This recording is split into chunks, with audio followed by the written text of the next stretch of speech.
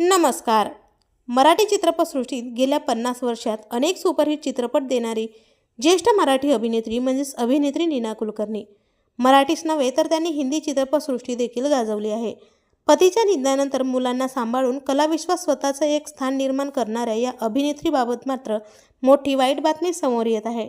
सध्या छोट्या पडद्यावर म्हणजे स्टार प्रवाह वाहिनीवर साधारण 2 वर्षापूर्वी येड लागलं प्रेमाचं ही मालिका प्रेक्षकांच्या भेटीला आली. अभिनेत्री पूजा बिरारे आणि अभिनेता विशाल निकम यांची फ्रेश जोडी या मालिकेत मुख्य भूमिकेत पाहायला मिळत आहे. या मालिकेत अभिनेत्री नीना कुलकर्णी या जीजी ही भूमिका साकारत आहेत. मात्र आता नुकत्याच समोर आलेल्या माहितीनुसार नीना कुलकर्णी यांना 2 वर्षांनंतर या मालिकेतून एक्झिट घ्यावी लागत आहे. याबाबत त्यांनी स्वतः पोस्ट शेअर करत माहिती दिली आहे. यात त्यांनी लिहिलंय, जीजी गेली मनाला चटका लावून.